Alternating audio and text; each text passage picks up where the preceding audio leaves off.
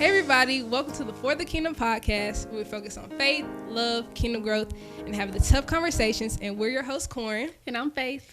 And today we want to talk about something that I feel like gets overlooked a lot, a season that gets overlooked a lot, which is singleness. And we hear so much about, like, on social media, different relationships. Everybody booed up somebody, whether it's like Christian relationships or non-Christian relationships. So today we want to talk about what it's like to be single as a Christian, as a young believer, as someone who's like in the world but not of the world. So we want to talk about that today. So yeah. Full disclaimer, this isn't just for the ladies. This is for the males too, the men.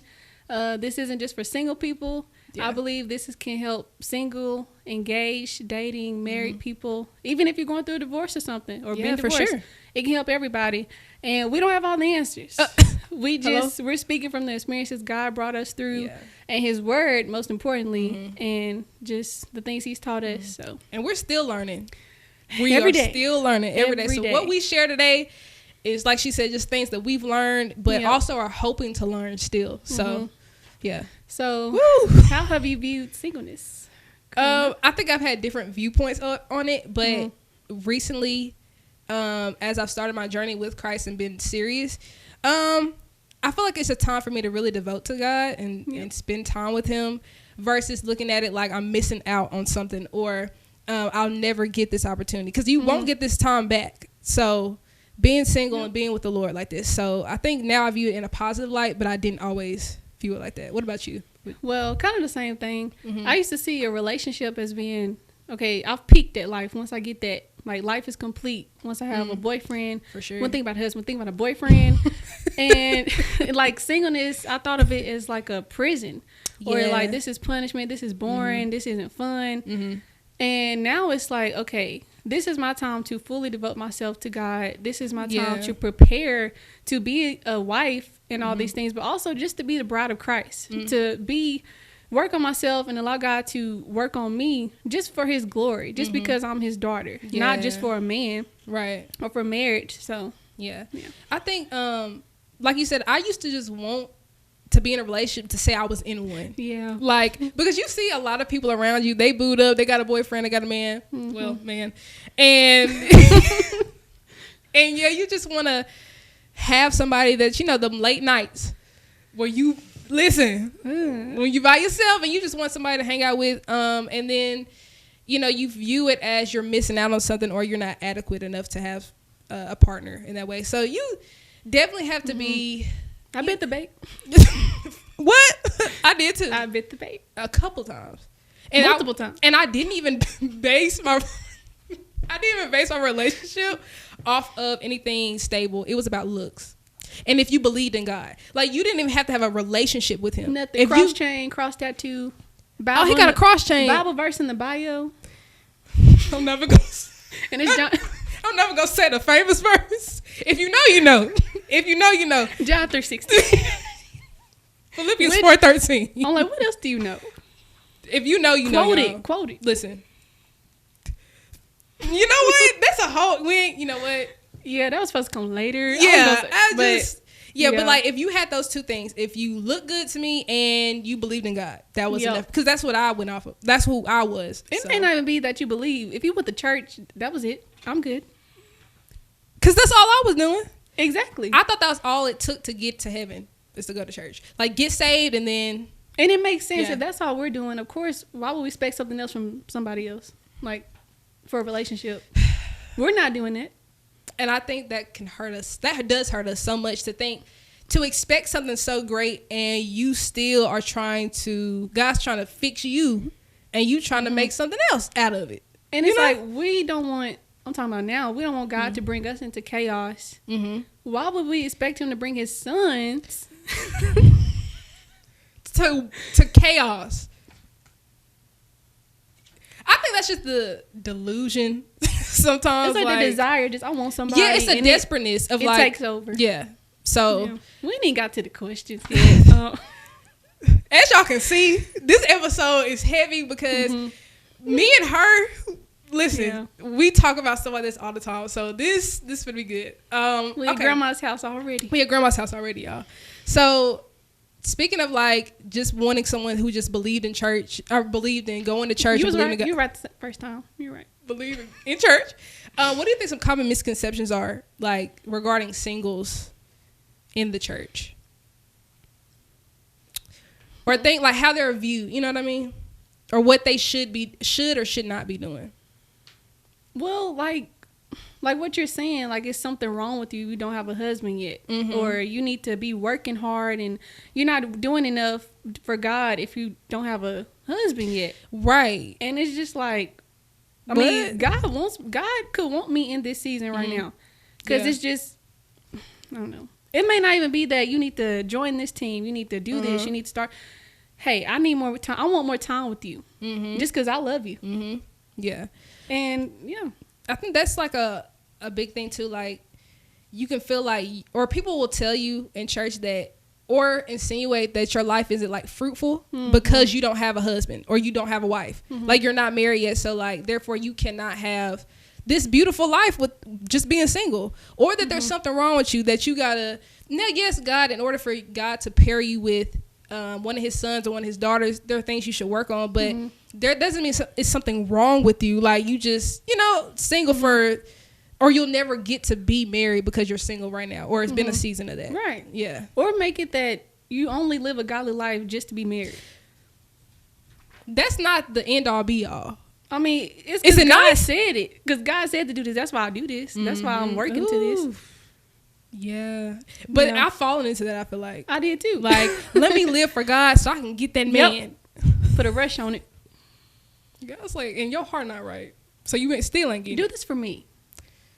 Not for a man. I made you. I died for you. I love you.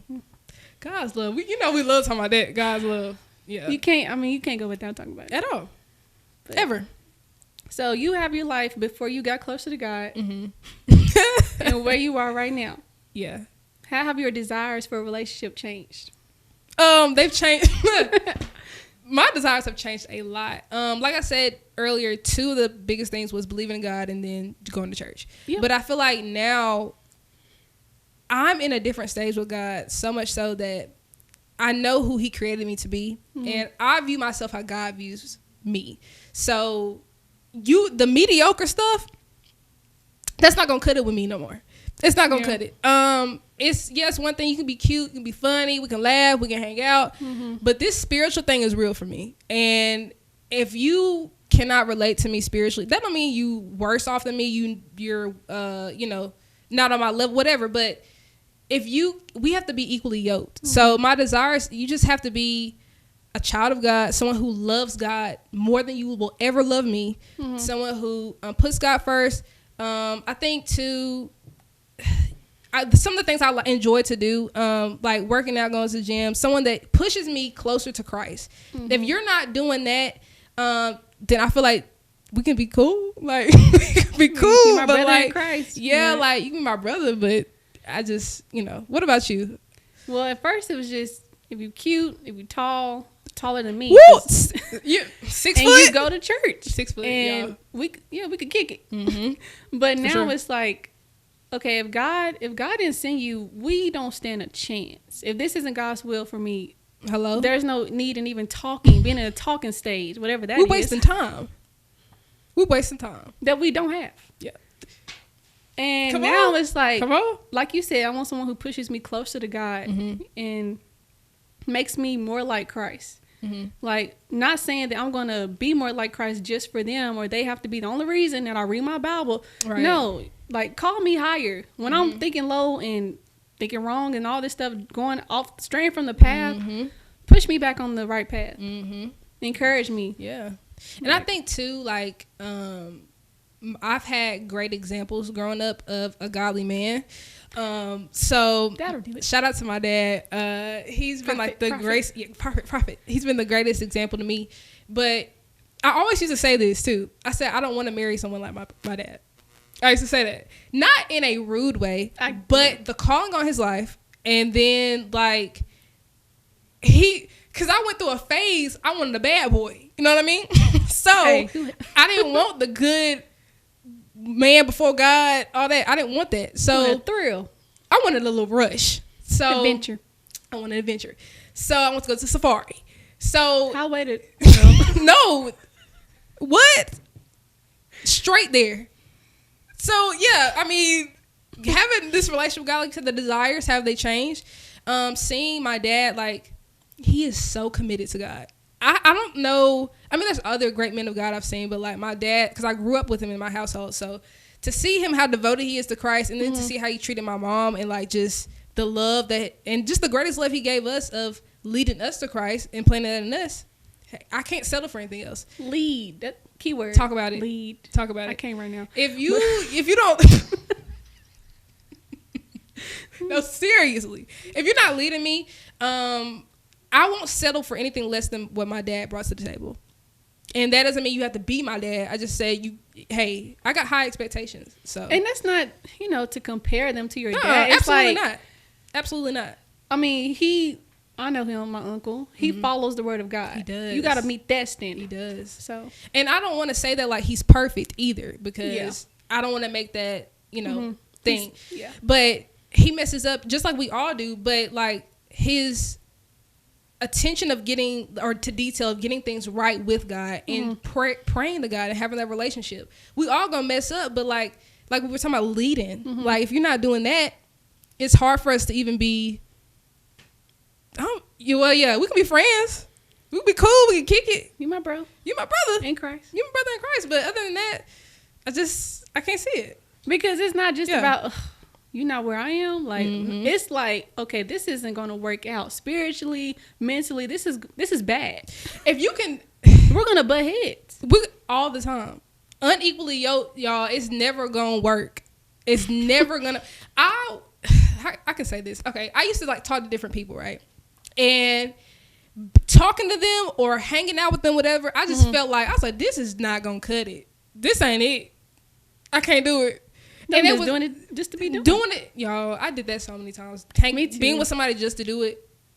Texting somebody because you bored. Talk about it. Just something to do.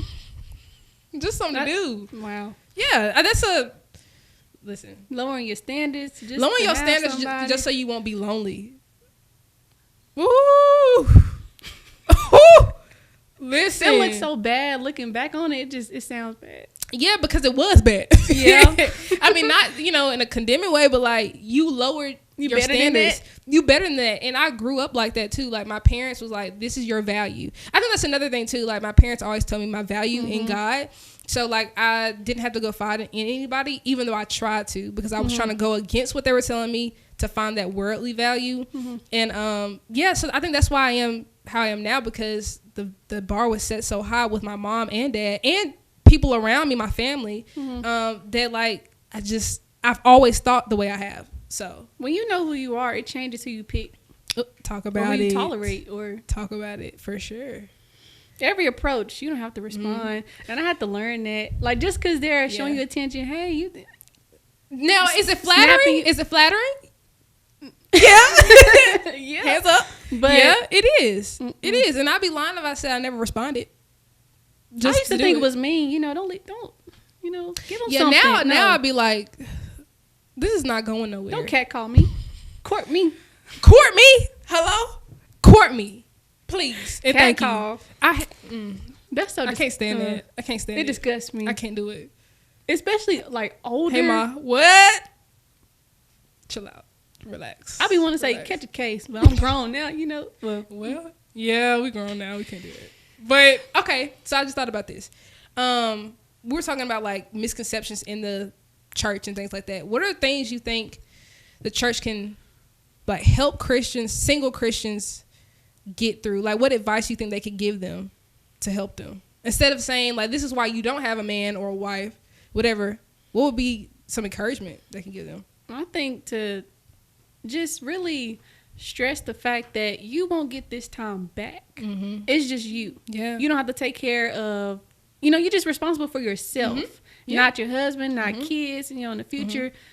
Take this time with God. Go out with your Christian community. Go out with your friends, you know, have some good, clean fun. Enjoy this time. Get to know God the most you can before he sends them in. They're wrong, but hey. Come on. And, you know, like it's really, it's like the most fun that you'll have. Y'all. Like when you, I know when you get, well, I don't know, but when you get married, I imagine it's fun. Right. But it's just you. I can not do what I want, but you can, right. You know? Yeah. A relationship, and I know this because I'm in a relationship with God. So I can say this, I think, pretty confidently, but it takes commitment. Like, you have to be committed. It's an everyday thing. And so I think there's different, you know, things you have to compromise on and be willing to do. So I think if you have that relationship with God, it's easier to get into a relationship because you know what devotion is like. You know what endless love is like. You know what consideration is. You know all those types of things. So when you get in that relationship, it's not so much of a pull. But like you said, you're not going to get this time back. So I think really, and I took this time to like learn what I like and don't like. Yep. Because I'm learning myself every day. And I'm like, oh, okay, I didn't know I like this. Or you try something new. I'm not saying you can't do that with somebody. Of course, it's different adventures when you get in a relationship. But yeah, I mean, have your own identity, you know, before they come. Know what you like. Yep. Know what you don't like. Yep. And I think that's why I always use my parents as this example. But they found their identities in Christ before they even got together. So they didn't go to each other like, okay, how do you define me? They already knew who they were. So that's why God paired them together, because they both had that source was him.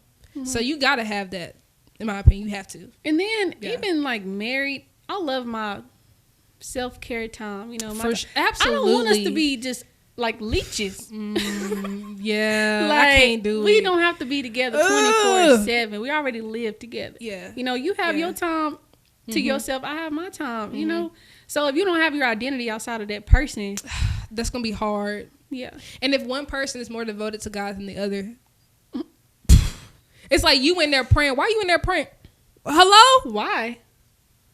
It's not a let me join you. What? Or I don't find you praying first because you leading. You know what I mean? Yeah, it depends. I think like if I pray at 6 and you pray at 8, okay, right? That's not the thing. But if you mad that I'm praying, or like how, or how long you gonna be in here? Like it's like a precedent. That's red flag.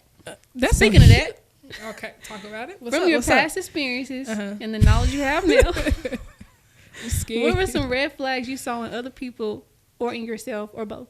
You're so intrigued. I think I feel like one that comes to mind first. I attach to people very easily. And I'm a person who is really big on words. So like back then I didn't know, I didn't really understand like the value of what was being said or how I define those things myself. I think if I heard somebody say something that sounded good to me, I would just like attach to the words and not actions. So somebody could say, just for example, I love you, and you're doing everything opposite of love. Okay, and I'm staying and I'm sticking around because you said it. So I'm huge on that. I think one time I was talking to somebody and talk about it. I was talking to somebody and I was like, I'm going to church. I was like, oh, you go to church? I was like, yeah. Why? He said, why?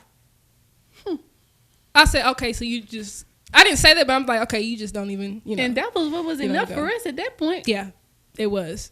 That red flags. I'm trying to think within myself things that okay, I used to not like stick to my word a lot. which is something as I've gotten older, I've become more conscious of. I would say one thing and not do it. Mm-hmm. And I had so many people that would tell me like, okay, you're telling me this and you're not doing it. And so as I got older, I kind of like realized, okay, this isn't good. You getting older, you need to stick to your word. A woman who sticks to her word is important. So those are a couple of things. I know I feel like it's a lot, but those are some of the things. What about you? Good self-awareness, though. Yeah, I think, Thank you, Prophet. Okay, so number one. Is it a long list? It's a long list? It is, but I ain't even going to get into it. We don't got time for that. Okay, we'll be here all day. Number one entices me to sin. Mm-hmm. Because I had a situation. Yeah. I had a situation where this was before, on fire for Jesus. I'm in love with Jesus. Mm-hmm. That me. Mm-hmm.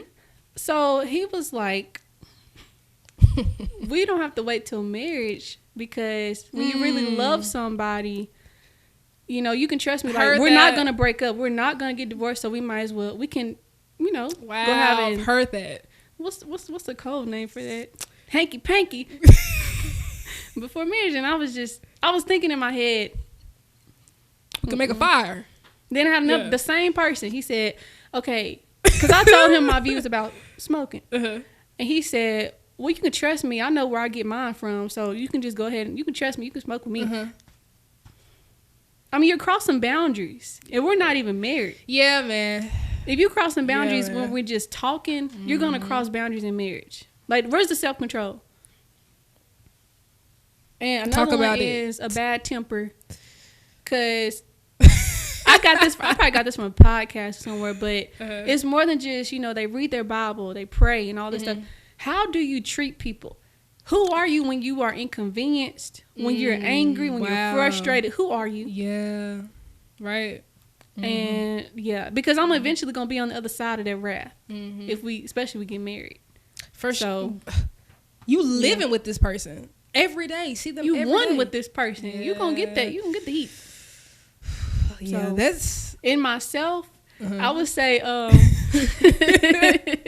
I would say communication skills. That's a big one. That's a big one for me. If they went back to their ex or it didn't work out, no, there's no reason to talk. You know what you did. Ghost. Like, don't talk to me no more. Block, all that. In a relationship, that's not going to work. Do you think that's really bad, though, when you're not in a relationship with that person?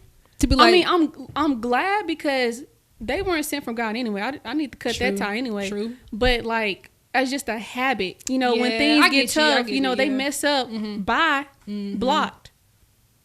That's not healthy because you holding it in your mind. Yeah. You didn't let that out gracefully. You didn't let that out, and then you're gonna start holding a grudge.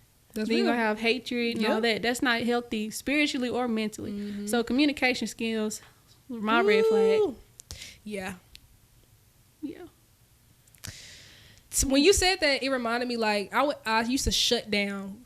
Like, we get in an argument, okay, don't talk to me. Like, I'm done talking. That's so unhealthy. I thought it was good, though. Like, I'm not getting violent. I'm not yelling. I'm not going to fight you. Like, I'm just done. But it's up here. It's not done up here. And it's a way to do that. If you're mad and, your best way of communication with somebody is say, hey, I'm mad right now. Let's come back together in 20 minutes or an hour or whatever.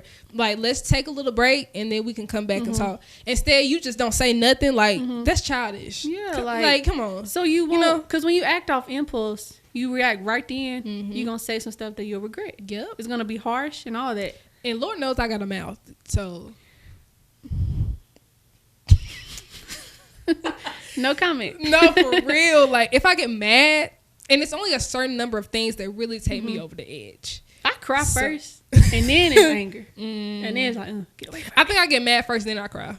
Because I'm still mad. And then I start thinking about the fact I did all that. So I didn't even have to do all that. Yeah, it's like anger and sadness. It's like, really? Then you think about more stuff after it's over. I should have said this. And another thing. I used to be in the shower thinking about stuff. Like, I could have said this. This is a good one. Wow. Man, that's bad. That's supposed to be your time to wind down. You think about that. Think about comebacks? Oh. Sick. Sick. Okay. So you said red flags, right? So have you experienced green flags? Or have you seen, I'll say this, maybe now, what are some green flags that you want, or green flags that you see in yourself right now? So the opposite of that first red flag pushes me closer to Christ. Gotta be. You know, gotta be. And it's just the little things like what book are you reading right now in the Bible? Like, did you pray today, or anything that just gives me little nuggets to just help my faith walk. Godly, kind. Absolutely. I'm not saying be a doormat, please, but I'm saying, you know, don't be lashing out and all that stuff, getting rude, stuff like that. You got any? Still thinking.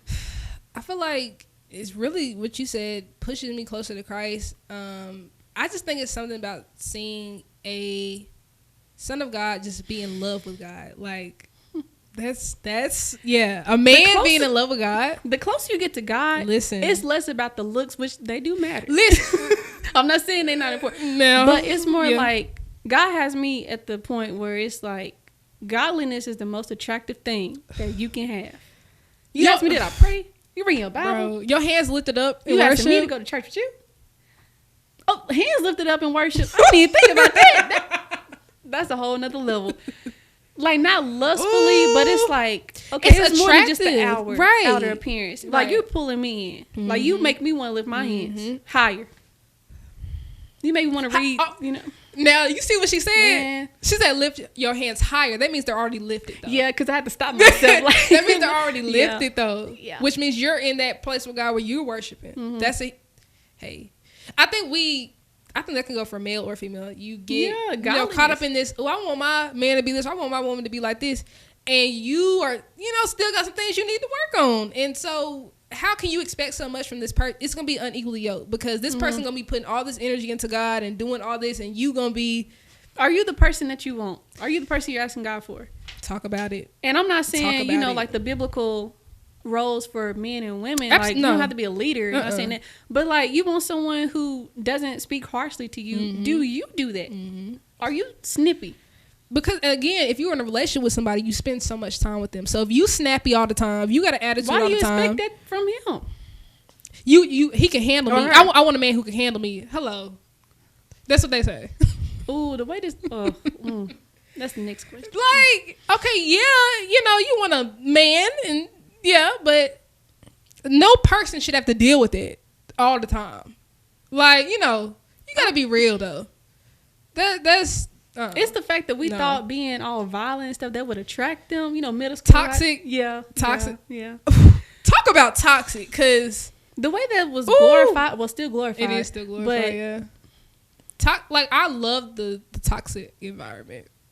We argue, break up, we back together tomorrow or two in a week. This is life. I went through that in high school. I mean, really, yeah. I went through that. I couldn't get into it because I think I was on that ghost, like, I'm just done. If you show a sign of toxic, no. But when you're desperate for something, you'll do that. Just different way. Yeah, you'll do that. You'll do that. Or when you just like, there could be other factors too. I mean, like the spiritual aspect of it, which like I feel like that don't get talked about enough. But like, if it's a spiritual aspect of soul ties or anything, that is gonna automatically just you're gonna prevail. For that. Yeah, you're gonna go back because y'all won. So yeah, that's a hard thing for sure. Another green flag is mature, because I've had the latter. Like, mature. Lead the way, you know. Well, what do you want to do? What? We finna go here. Or like, you can't ever be serious. Like, everything's just a joke to you. Now, keep in mind, I love to laugh. Hey, I'm a laugh, but I get what you're saying. I get what you're saying. It's a time for that, though. If it's time to pray, okay, we can laugh after we done praying. First of all, I'm stepping away. I don't want that lightning bolt. Don't laugh during prayer now.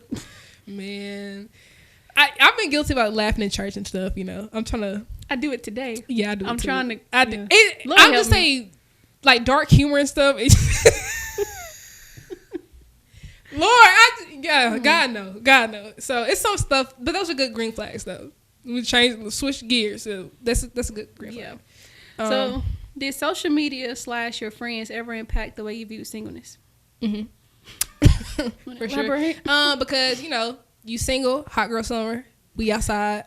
So again, before I, had a relationship with Christ, I was like, bet we outside, we finna do all this stuff. So I thought of singleness as a time to, how can I say that? Singleness is a time to like talk to as many people as I wanted to or could talk to. Single. Because I'm single. I'm not tied down to nobody. You're not breaking no hearts. I'm not breaking no hearts. I'm not cheating on nobody. So, this is to do me. Now, again, I don't want to say just because you're single, you need to stay in the house.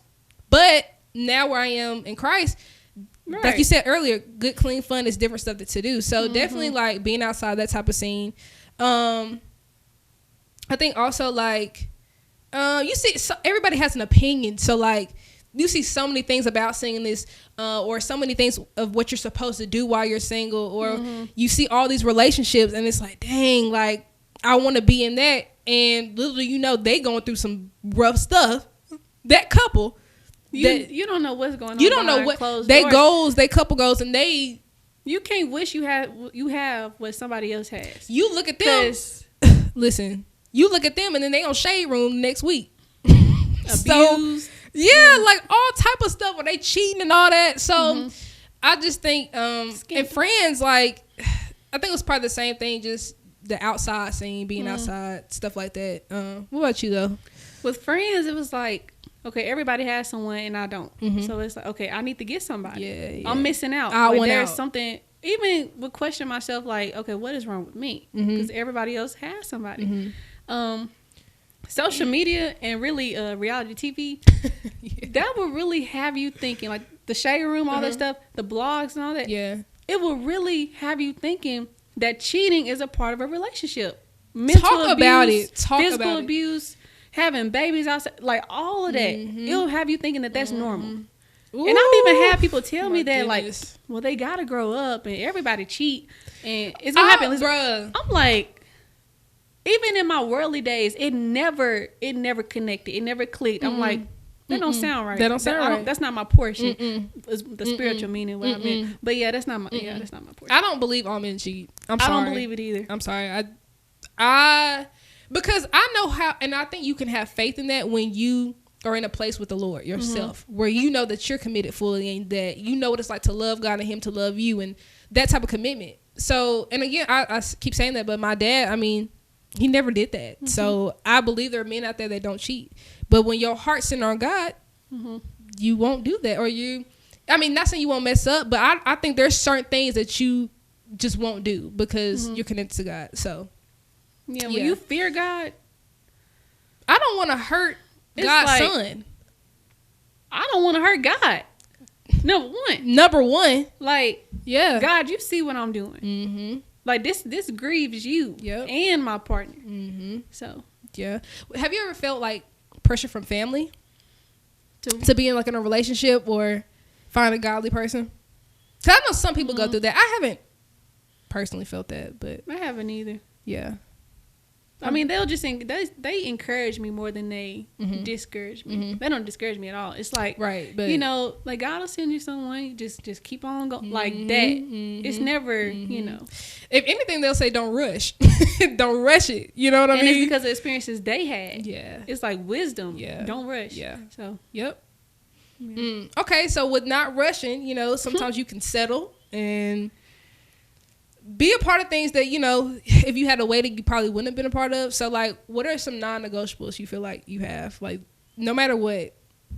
You don't believe in Jesus? I think that is number one. That's number one. No shame. I pray you come to Christ. Come to Christ, yeah. I pray that your soul is saved and you are transformed. We're gonna butt heads. You're gonna be miserable, and so am I. It's not just me. You don't want to. Yeah. Yeah. Like there's nothing we're gonna agree on. I mean, we can't really click because I'm like, okay, I love Jesus and you don't, so it's like we can't bond on a spiritual level, which is the most important level to bond on. Yep. I see when you bond physically first.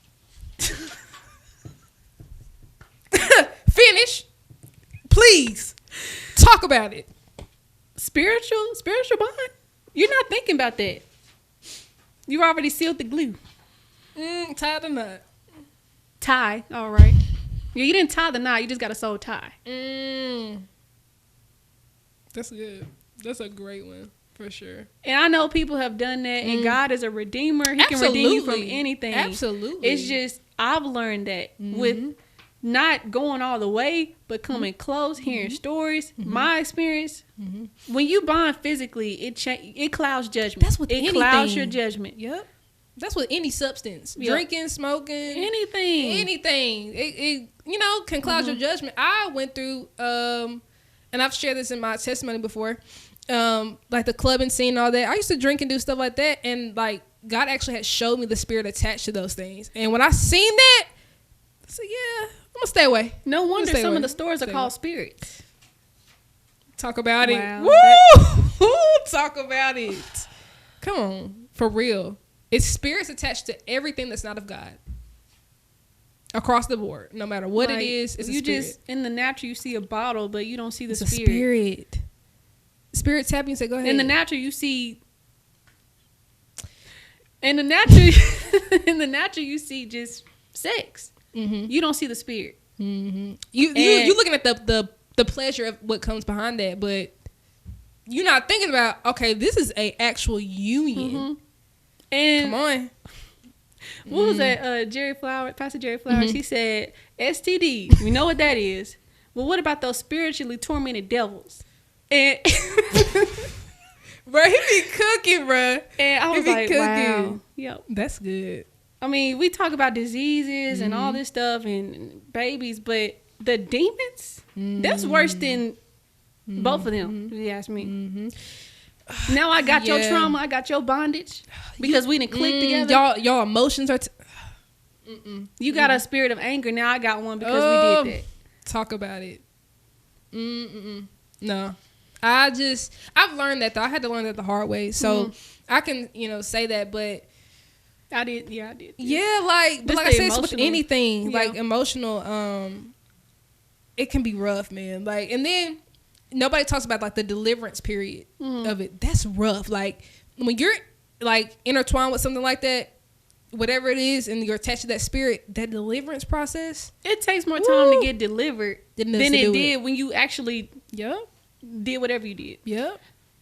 So that's why, like, or more effort. Man, would you say you regret it though? Like any situationship, any relationship, any talking stage, do you regret those, or do you feel like it was what it was, and God, you where you are now? I don't regret them because sometimes you got to hit your head to know, scrape your knee, never to do it again. It's like, and I'm grateful because it's like, God, the situation could have turned out way worse. You just allowed me to get my feelings hurt. I didn't get heartbroken. Thank God. Because that would have took time to come back. But I thank God that my feelings were just hurt, Yeah. I don't think I ever got my heart broken. Definitely got my feelings hurt. But like you said, God, like, all right, get back up. Because this... Don't do that again. Because if I hadn't let this happen, you would have went all the way down the wrong road. So, I'm with you. I don't really regret anything. Every lesson that God taught me, I'm grateful because it's who I've become right now, who God has made me. So, I don't regret anything. But if I could have saved myself from just doing it that way, definitely, and not going through all that, I would have done that. Yeah, but I don't regret it. That too. Yeah, I don't regret it. Yeah. When you look back, man, when you look back on God's mercy, talk about it. It's just like, thank God people didn't find out about some of the stuff. We talking about just not getting heartbroken. I've been delivered. Yeah. So, to flip the script, okay. What are you most looking forward to in a relationship where God is the center? Ooh. Man, to see what it's like to like be connected with somebody that loves the Lord, like. Truly loves him. I think just being able to worship together, being able to pray together, being able to go through like this spiritual lifestyle with somebody. I don't know. It's so many things. A family. I want a family one day. I want kids. So having a godly figure as a father. Man, it's a lot of stuff. Too many to name. Seeing what true love is, what true godly love is like, I think that's gonna be amazing to experience. Those are some of the things. I know it's some more. What are you looking forward to? Okay, I might have some later. I'm gonna keep it real. I'm looking forward to dates, getting flowers, dating. cute good morning messages, sending me prayers. The little stuff, but it's not the most important. I know, but like you said, experiencing a godly love, like a man of God in love with me. Oh my goodness. And then it's gonna be safe. Like, I don't have to worry about you trying to tempt me to do things. Like, I know that if I'm lacking, you're going to pull me up. You know? You're going to protect my purity, all that stuff. And, like, you fear God. Woo! So there's some things you're not gonna do. Listen. It may be a struggle, but you're going to get back up. I need a man that is going to, like, if you see me falling a little bit, tell me that. And like you said, like, it's a safe place of, like, you're not going to join me. You're going to pick me up and vice versa. I need to be, in God enough to where, hey, you having a rough day or you having a day where, some things are more tempting. Okay, no, we're not going to do this. Or we're going to be better today. You're not going to join me. You're not going to judge me. You're so good with the catchphrases. I mean, I don't want you to be like a Jay Flowers. I mean, sign me. Okay. You don't want someone that condemns you. I'm feeling tempted. I'm feeling, like I want to go back. It's gonna happen. It's gonna happen. Yeah. Don't like you feeling like that. We are human beings. Don't make me feel worse. We are human. We're going to be tempted. Yeah. Like, I get that you feeling that way, but you better than that. Come on, hard. Let's get that Bible out. Let's pray. And that's where real conversations come in. Like, you have to talk and communicate stuff like that. If you feeling like that, don't just not say nothing. Then you start acting all crazy and not talking. It's this whole thing. You got to talk about it. When God's in the center, that's where that good communication comes in. So yeah, I love it. Thank you, Prophet. Okay, I did have a question too. Like, we're talking about family or friends. If you ever felt pressure from them, felt pressure. Do you feel like family and friends' approval is important in your godly relationship? It's different for different families. In my family, it is. Yeah. Because we come from a very godly, prophetic family. God gonna tell them. And God gonna tell them. Not to put them at the place of God, but it's like God may allow them to see things in the spirit that I can't see yet. Or he may, if I'm praying and for him to answer me on something, he may use one of them. I don't know, but family is definitely important. And the spirit, the things that God has brought them through and allowed them to experience, they can give some good wisdom. Now, I've had my reservations about this. Okay. I don't know if I would tell them, okay, I meet someone at the mall. I don't know if I'm going to run home and be like, hey, I just met this person. Okay, yeah. Try to figure out, get to know that person before you, bring, Yeah. I agree with you. One thing about it, I don't care. Like you said, the counsel of our family is such an important thing. And the way God uses them, I'm never, even if I love that person, if somebody told me, hey, I don't know about him, it's just something, like, it's something not right. I'm going to take heed to that. That don't mean throw him away, but don't mean overlook it. Don't overlook it. I'm going to pray about it and say, okay, God, hey, this person telling me this, what's going on? Because I'm not just going to dismiss it and be like, oh, I don't care, I love him. What? And it gotta be something about it you trust. Like, test the spirit. Right. It has to be a close, like cousin Joe. no type of prayer life. Hey, maybe watch that. And in the intimate circle I have, it's only a couple people that I would even consider being like, okay, I'm gonna talk to you about this. That like she said, do not go to just random folks. What you think about? Like, we talking about family. We need to meet your friends. Friends, yeah. Friends is yeah. Watch out. Watch for friends, because they might want your man, but they may want you miserable, not happy. I don't know. Well, they shouldn't be your friends anyway. They shouldn't be. Some of them be undercover. That's a whole different thing. But don't be posting it and pray for discernment. Yeah, don't be quick to go to the media and all that stuff. Pray for discernment in friends and family. Like, and who you dating, because yeah, I think that's really important. Yeah, it will. Discernment will really save you. So I'm with her. I think definitely the approval of family is like, now you might not like everything that he do or like, little stuff, but if you can see something I can't, yeah, like not like I don't like the shoes he got on. Okay, nah, it's like relax. That was kind of like a little spirit of lust. Okay, I'm listening to that. But yep. So, what is a harsh reality you have to face when it comes to a godly relationship? Okay, that is not gonna always be like sunshine and flowers and all that. Not flowers as in like roses, but like it's not always gonna be beautiful in the sense of you never gonna go through anything. It's never gonna be some disagreements. It's not just about the text and the cards and the dates and this is real life, and you going through life with a person that is trying to get closer to God themselves. So it's not gonna always just be that fairy tale type thing. Is it gonna be awesome? Absolutely, I believe that. But blessed and highly favored. Okay, but it's not gonna be you're gonna go through some things as people. Perfect. Yeah, you're not gonna be perfect. That's what I'm saying. The fairy tale of like everything's gonna be perfect. I think and then when you think of like a godly man, I think I have put like, oh, this is a godly man, so we ain't gonna go through nothing. No, you gonna go through some things. So that's a harsh reality. What about you? I agree. And because you have to really understand what you're asking for. Like if you're asking for a godly spouse, that person's not going to agree with everything you do and say. That person's going to correct you. That person's going to convict you to change. They're going to pull you to the God standard. So that's why you really have to work on being the person that you want. Because if I struggle, and I've struggled with this in the past, taking correction.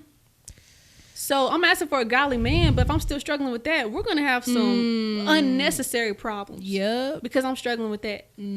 So that's a good one. I love that one. A godly man, he's godly. I mean, he gonna listen, tell you when you're wrong. We're not perfect. So you can be in love with me, you can love me, but tell me when I'm wrong, please. And that's love. If he's not telling you when you're wrong, if he's just agreeing with everything you do, that's not love. That's a puppy. Listen. And I think too, like, knowing that before you get into a relationship, you need to already know what your values are, what your beliefs are. Yep. Because, you could end up being with someone that if you don't know, that alters who you are. So I think it's really important to know who you are before you get into that relationship, so that you know that you are being corrected with love and that it's the right thing. You know what I mean? So we at Grandma's house. We at Grandma's house. This is so much fun, so much good content. It's a lot. I think we need part 2. For sure. Y'all come back for part 2 before I do, talking about season of singleness. Continue to follow us on Facebook at For the Kingdom Podcast, TikTok FTK_pod, and Instagram at FTK_pod, and YouTube For the Kingdom Podcast. And remember, it's not personal, it's just kingdom business.